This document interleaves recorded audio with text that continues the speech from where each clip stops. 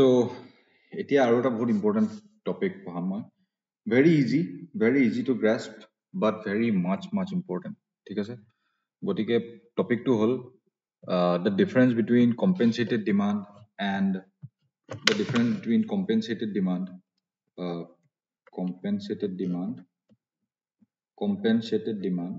compensated demand আৰু ordinary demand ঠিক আছে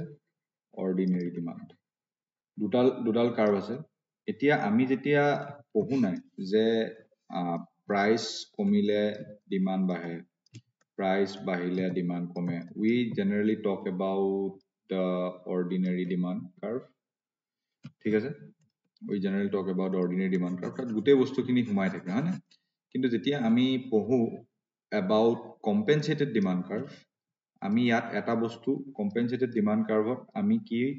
কি চাও আমি ইয়াত utility to constant ৰাখিব লাগিব আৰু utility constant ৰাখি পেলা demand কত ঠিক হৈছিলে substitution effect অকল যদি মই substitution effect part to যদি demand curve ডালত যদি মই দেখাও তেতিয়া হলে ইয়াক কি বুলি কোৱা হ'ব compensated demand আৰু যদি substitution effect আৰু income effect দুইটা যদি থাকে তেতিয়া হলে তাক কি বুলি কোৱা হ'ব ordinary demand curve ঠিক আছে এতিয়া আমি চাম যে এই দুইটা বস্তুৰে আমি ডিফাৰেন্সটো চাম বা দুইটা ক্ষেত্ৰত কি ধৰণৰ ডিফাৰেন্স আহিব পাৰে আমি এই দুটা বস্তু চাম ঠিক আছে এতিয়া চোৱা আমি যেতিয়া ইনকাম ইফেক্টৰ যে ডায়াগ্ৰামটো যে আকো ইনকাম ইফেক্টৰ ডায়াগ্ৰামটো অকাৰ কাৰণে তোমালোকে এটা বস্তু চাবা ধৰা প্ৰথমতে প্ৰাইস আছিলে আমি অকল x গুটটো কথা চাইছো আমি x গুটটো কথা চাইছিলো প্ৰাইস আছিলে কিবা এটা তাৰ কাৰণে ইনডিফাৰেন্স কাৰ্ভডাল এনেকুৱা আছিলে ইনডিফাৰেন্স কাৰ্ভডাল টাচ কৰি গল ৰবা ইনডিফাৰেন্স কাৰ্ভডাল ধৰা এনেকুৱা আছিলে হয়নে তাৰ পিছত x ৰ দামটো কমি যোৱাৰ লগে লগে x ৰ দামটো কমি গুছি গল x ৰ দামটো কমি যোৱাৰ লগে লগে আমি অলপমান বেছিকে কনজিউম কৰিবলৈ ললো ঠিক আছে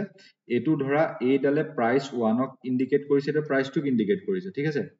তেতিয়া হলে টোটাল ইফেক্টটো কিমান হ'ব টোটাল ইফেক্টটো হলগে মই x বেছিকে কিনিলো ইয়াত x ৰ প্ৰাইস p1 আছিল বুলি ধৰা x ৰ প্ৰাইস p2 আছিল বুলি ধৰা এডাল ইনডিফাৰেন্স কাৰ্ভ 1 আৰু এডাল ইনডিফাৰেন্স কাৰ্ভ 2 গতিকে ইয়াত চাবা তোমালোকে এটা বস্তু চাবা যে প্ৰথমতে মই x1 কিনিছিলো তাৰ পিছত মই x2 কিনিব ললো মই যদি ইয়াত ডিমান্ড কাৰ্ভৰ যদি ডায়াগ্ৰামটো ৰাখো ডিমান্ড কাৰ্ভৰ ডায়াগ্ৰামটোত মই কি লওঁ কোৱান্টিটি লওঁ ইয়াত মই কি লওঁ প্ৰাইসটো লোৱাৰ কাৰণে মই চোৱা এতিয়া প্ৰাইসটো কোপা কোলে কমিলে বুলি কৈছো মই প্ৰাইসটো কোপা কোলে কমিলে বুলি কৈছো মই প্ৰাইসটো কমিলে p1 ৰ পৰা প্ৰাইস কমিলে p2 লে মানে p1 ৰ পৰা প্ৰাইস কমিলে p2 লে আৰু ইয়াত x1 লৈ ললো আৰু মই x2 লৈ ললো p1 প্ৰাইস থাকোতে x1 আছিলে p2 প্ৰাইস থাকোতে x2 আছিলে গটিকে এই দুনডাল ডিমান্ড কাৰ্ভ মই পাম এডালক কি বুলি কোৱা হ'ব মানে যোনডাল অৰ্ডিনাৰী ডিমান্ড কাৰ্ভ আমি ইয়াত একো বেলেগ বস্তু চোৱা নাই ঠিক আছে এডাল হল অৰ্ডিনাৰী ডিমান্ড কাৰ্ভ এটো মাৰ্শালিয়ান এপ্ৰোচ বুলি কোৱা হয় ঠিক আছে কিন্তু যদি মই ইউটিলিটিটো কনস্ট্যান্ট ৰাখো তেতিয়া হলে x ত ডিমান্ড কিমাননো চেঞ্জ হৈছে মই যদি ইনকাম ইফেক্টটো যদি বাদ দিদু তেতিয়া হলে মই কি ল'ব লাগিব মই সাবস্টিটিউশন ইফেক্টটো ল'ব লাগিব নাই এটা সাবস্টিটিউশন ইফেক্ট তেতিয়া হলে কি হলগে x3 লৈকে চাম মই অকল a পাৰ্টটোৱে চাম price of x কমা কাৰণে একে ইউটিলিটি থকা অৱস্থাত x ৰ ডিমান্ড কিমান বাঢ়িছে ইমানখিনিয়ে বাঢ়িছে a পাৰ্টটো কি a পাৰ্টটো ইনকাম ইফেক্ট হয় নাই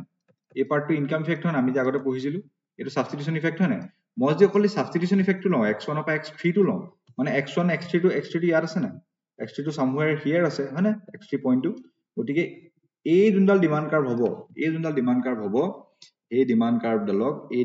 ডালক কি বুলি কোৱা হ'ব কম্পেনসেটেড ডিমান্ড কাৰ্ভ ইমানটো জানিব লাগে আৰু সব কম্পেনসেটেড ডিমান্ড কাৰ্ভডাল বেছি থিয় হয়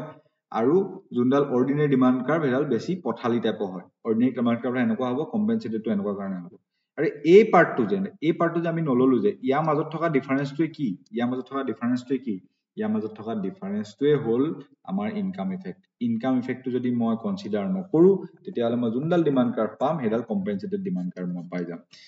আৰু কম্পেনসেটেড ডিমান্ড কাৰ্ভ সদায় তললে নামিব কিয় তললে নামিব কাৰণ সাবস্টিটিউশন ইফেক্টটো প্ৰাইস যেতিয়া ড্ৰপ হয় মই কৈছিলো প্ৰাইস যেতিয়া ড্ৰপ হয় সাবস্টিটিউশন ইফেক্টটো সদায় পজিটিভ হয় সেই কাৰণে বা প্ৰাইসটো যেতিয়া বাঢ়িব